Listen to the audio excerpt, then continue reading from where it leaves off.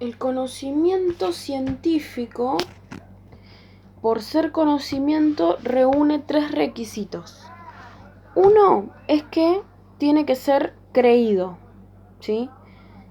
Tiene que ser creído por quien lo expresa. Yo te estoy diciendo sobre un conocimiento, tiene que ser verdad. La segunda tiene que ser verdad, debe ser verdadero. Tiene que ser creído, verdadero, y tenemos que tener pruebas de lo que estamos diciendo. Sin ninguno de estos 3, no es un conocimiento científico. Para ser un conocimiento científico, debe cumplir con estos 3 requisitos: creencia, verdad y prueba. En el caso de no cumplir con estos 3 requisitos, entonces no sería conocimiento científico y se consideraría opinión, ¿sí? Opinión es una cosa y conocimiento científico es otra. Para el conocimiento científico necesitamos que sea verdad, que sea creíble y tener pruebas de lo que estamos diciendo. Si no tenemos esas pruebas, por más que sea verdad y sea creíble, si no están esas pruebas, también es opinión. Tiene que estar compuesto por estos 3 términos. No existe un único método científico, hay varios, porque al haber tantos científicos, cada científico toma su camino y cada uno tiene su método científico distinto. Por eso hay gente que no creen en el método científico porque dice que hay muchas variables. El método científico lo que busca es la verdad absoluta, así igual como la corriente positivista. Por eso es que esta corriente adoptó de lleno el método científico para luego ser implementado en la enseñanza del siglo XIX. Por otro lado, tenemos el método de las ciencias de la naturaleza. Estas las clasificamos en 2 grupos: las ciencias formales y las ciencias fácticas. Las ciencias formales, como la matemática o la lógica, fueron inventados por la mente humana, es decir, que no existen en la realidad. Los objetos de estudio son ideales, ¿sí? Fueron inventados por la mente humana. En cambio, las ciencias fácticas, que refieren a objetos presentes en el mundo real. Si no consideramos a las ciencias formales y tampoco a las ciencias fácticas como sociales y nos centramos en las ciencias naturales, podemos hablar en la actualidad de un método que les es propio, el método hipotético deductivo. Está asociado a las estadísticas. Ante la detección de un problema natural, el procedimiento que se sigue es la utilización del método hipotético deductivo. Primero, analizamos el fenómeno. Segundo, indagamos sobre investigaciones anteriores que lo comprendan a este fenómeno. 3, proponemos una hipótesis. Y 4, probamos esa hipótesis, ¿sí? Considerando los valores estadísticos. La dificultad de este método consiste que el número de comprobaciones de la hipótesis, por alto que sea, es finalmente un dato estadístico que nos permitirá obtener un importante valor de probabilidad, pero difícilmente la certeza absoluta. Es decir, que con el método hipotético deductivo no vamos a llegar a la certeza absoluta. Eso es lo que lo diferencia del método científico, que ellos sí quieren llegar a la verdad absoluta, como el positivismo. En el método hipotético deductivo no sucede esto. Entonces, repasando, tenemos el método de las ciencias de la naturaleza, lo clasificamos en 2, que están las ciencias formales y las ciencias fácticas. Las ciencias fácticas estudian los fenómenos naturales y las ciencias formales estudian todo aquello que fue inventado por la mente humana. La teoría científica es un conjunto de conjeturas, pueden ser simples, pueden ser complejas, acerca del modo en que se comporta algún sector de la realidad. El lenguaje es muy importante en la dinámica de la ciencia. ¿Qué queremos decir entonces cuando descubrimos que se acepta como verdadera tal o cual teoría? Aquí el valor de verdad de la teoría se determina porque describe un posible estado de cosas que es en efecto un hecho. La ciencia fáctica estudia hechos. Más adelante tenemos cuando hablamos de verificación o refutación de nuestra hipótesis, ¿sí? Al corroborar nuestras estadísticas, después de numerosas pruebas ejercidas sobre un fenómeno que estábamos estudiando, las hipótesis propuestas para explicarlo no han mostrado debilidad, han resistido, ¿sí? Si yo hago una serie de pruebas y estas pruebas nos va bien, es decir que estamos bien por el camino de esa hipótesis que habíamos planteado al principio. Después de una serie de pruebas no funcionan, inmediatamente refutamos esa hipótesis y pasamos a una nueva hipótesis que nos vamos a plantear. Es así que se verifica o se refuta. Siguiendo con el tema, tenemos la base empírica, el objeto de estudio de la ciencia, las disciplinas que conforman los diversos campos del quehacer científico. Se puede dirigir a objetos reales que oponen características diversas, a los que se accede directamente, impactan directamente a los sentidos y por lo tanto son simplemente percibidos. ¿Sí? La base empírica, tenemos los que se accede directamente, van a impactar directamente a los sentidos. Y los que se accede en forma indirecta, nos vamos a dar cuenta a través de su tamaño o la distancia que los separa de ellos. En ambos casos, ya sea directo o indirectamente que les pega, vamos a implementar los 5 sentidos que tenemos, ¿sí? Lo vemos, lo tocamos, lo olemos, gustamos, oímos, etc. La captación de los objetos directos por parte del hombre constituye la base empírica. El empirismo, recordemos que es a base de experiencia, ¿sí?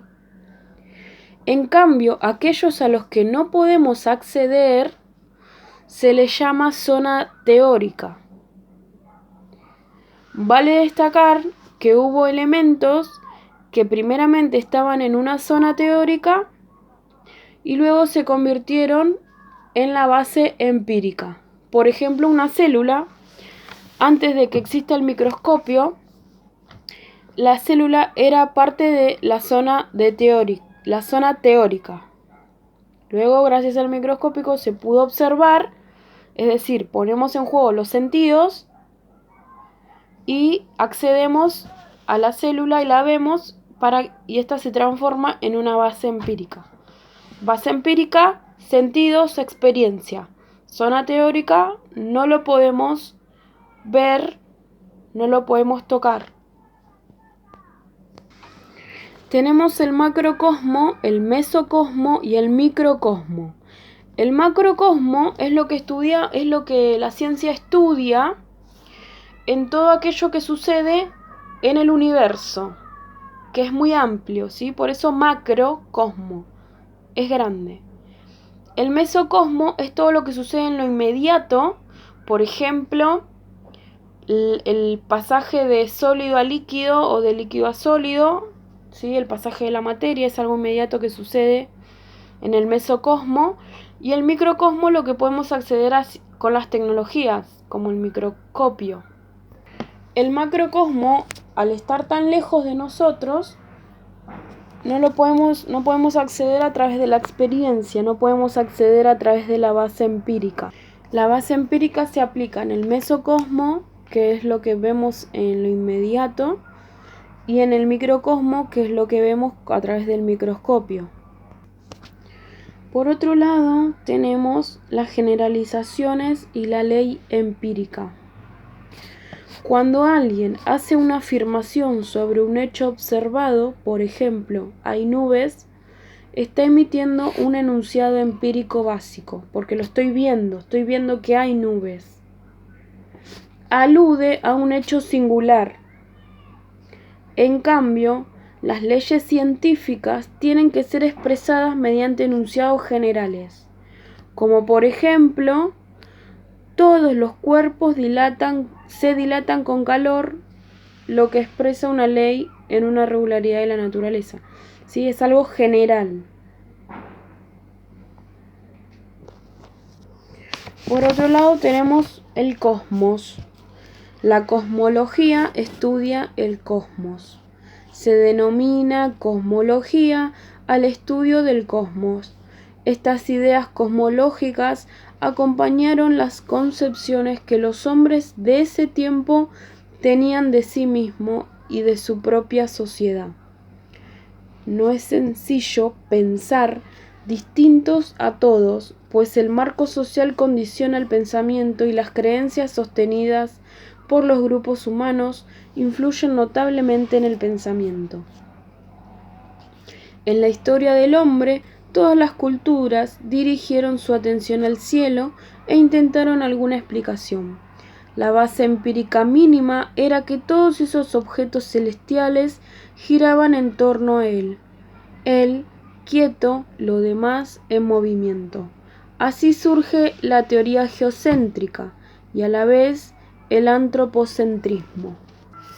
A lo largo de la historia, muchos pueblos buscaron respuestas a los fenómenos que ocurrían alrededor.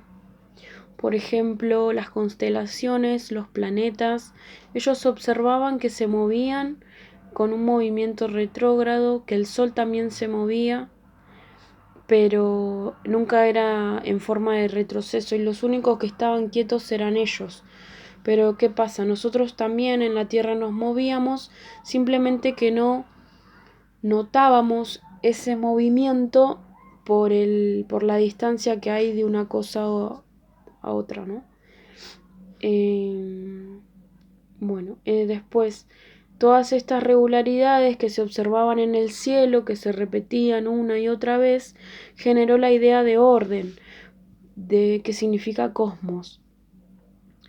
Ellos trataban de buscar respuestas a estos fenómenos que ocurrían, y entonces al encontrarlas, según su opinión y su investigación, al encontrarlas, entonces ellos lo llamaban cosmos, que era que encontraban el orden.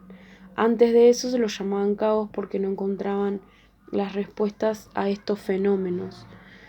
Los griegos se preocuparon insistentemente en entender ese orden. La tarea que comenzaron hoy se la denominaríamos sistematización, que alude a establecer cómo funcionan las cosas y el ordenamiento de esos conocimientos. Los presocráticos se afanaron por buscar el principio universal de las cosas. Tenemos el universo aristotélico, que es el universo que creía Aristóteles, que estaba conformado por materia, que estaba lleno de materia, negaba la existencia del vacío, era cerrado y no tenía exterior. Tenía dos regiones, la sublunar, que es debajo de la luna, que sería la Tierra, donde todo es mutable, cambiante y corruptible, y la supralunar, con 8 caparazones, con un centro común, siendo el más lejano la esfera de las estrellas fijas, que mueve a todas las demás, y es a su vez movida desde afuera por un motor inmóvil, acto puro y eterno. El mundo supralunar estaba lleno de éter, que sería el quinto elemento. El espacio sublunar está constituido por los 4 elementos ya propuestos por Empédocles: tierra, agua, fuego y aire, siendo el más pesado la tierra y más ligero los siguientes en ese orden: el movimiento aristotélico se clasifica en dos clases, natural y forzado. El movimiento natural es el que ocurre cuando el objeto se mueve hacia su lugar, los ligeros hacia arriba, los pesados hacia abajo. El movimiento forzado es aquel que obliga a que los objetos se desvíen de su movimiento natural. Los pesados hacia abajo, los livianos hacia arriba, y cuando no ocurría así las cosas, es el movimiento forzado, cuando evita ese movimiento natural, según Aristóteles. Entonces Aristóteles decía que el universo estaba compuesto estaba dividido en dos, supralunar y sublunar. Supralunar, arriba de la luna, estaba lleno de éter, éter es el quinto elemento, y el sublunar está compuesto por los 4 elementos: tierra, el más pesado, agua, fuego y aire, que son los más livianos, en ese orden. ¿Qué más? El universo... Bueno, dice Aristóteles que el universo estaba lleno de materia, negaba la existencia de un vacío y era cerrado y no tenía exterior. Esas son las características del universo aristotélico.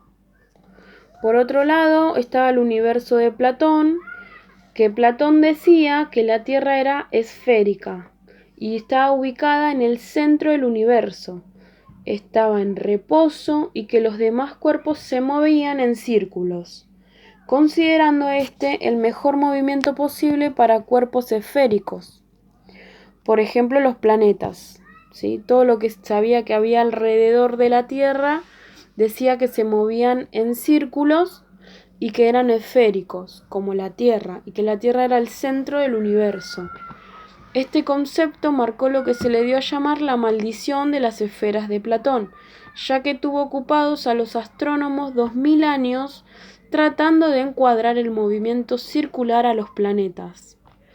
Claro, Platón tiraba esa hipótesis y decía que el universo era esférico, y por 2000 años lo tuvo a los científicos buscando y tratando de encajar esas órbitas, y nunca encajaron porque el universo no es esférico. Ubicándolos en tiempo, primero está la teoría de Platón, después le sigue la teoría de Aristóteles, para que luego venga Ptolomeo, que sería el siglo II antes de Jesús. Y bueno, Ptolomeo escribe un libro denominado Almagesto, en el que presentó la astronomía antigua basada esencialmente en la cosmovisión aristotélica.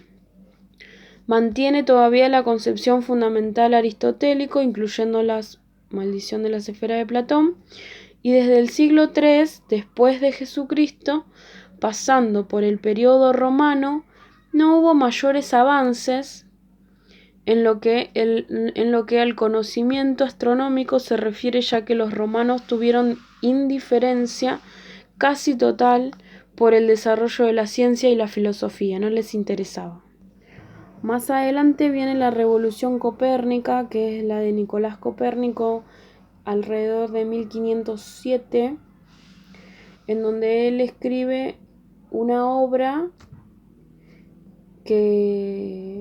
manuscrita en la que se imprimió recién en 1878, en donde él propone que el universo es un sistema heliocéntrico, donde el Sol es el centro del universo, y saca de contexto a lo que planteaba Aristóteles, que era un universo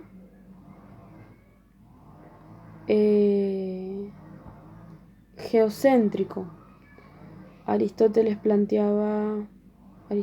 era en la que Platón planteaba que era un universo geocéntrico, en la que la Tierra estaba en el centro, y Copérnico dijo no, chiquito, el que está en el centro es el Sol. Lo que también dice Copérnico es que la Tierra no es el centro del universo como dijimos, pero sí el centro es gravitatorio. ¿Sí?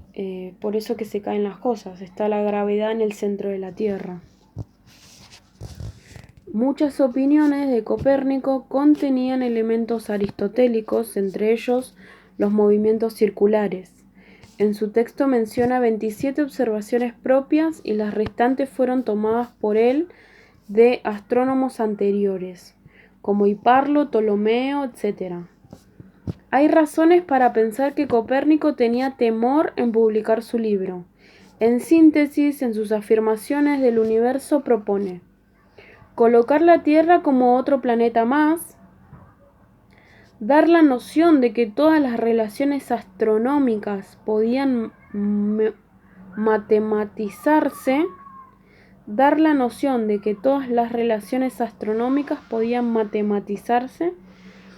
promover la sustitución de una física aristotélica vieja por otra novedosa y más acorde a la realidad, y presentar un universo entendible por medio de la razón y no la fe. Por eso es que fue toda una revolución Copérnico, ¿sí? Desterraba, sacaba del lugar a todo lo que era lo divino y planteaba más el uso de razón. Johann Kepler, de 1571 a 1630, tomó contacto con las ideas de Copérnico y descubrió que los planetas describen órbitas elípticas alrededor del Sol.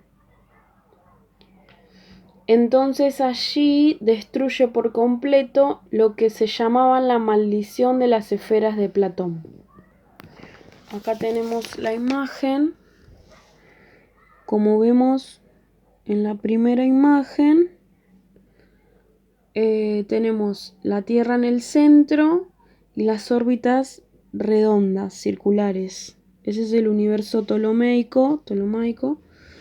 Y al lado tenemos el universo kepleriano, en que las órbitas son elípticas y el que está en el centro es el Sol y no la Tierra.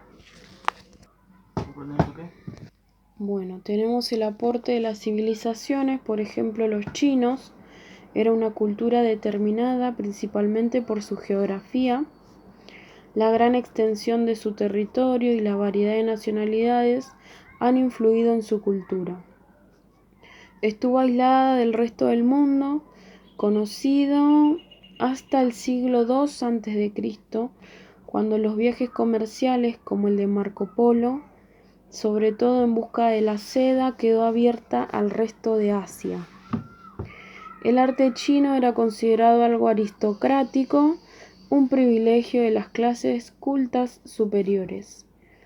Los artesanos se dedicaban a producir jades, porcelana y telas para el corte imperial.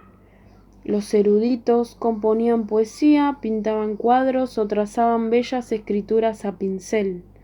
La cultura china comienza con la dinastía Xia, que creó dos grandes civilizaciones, Yanzhao y Longshan.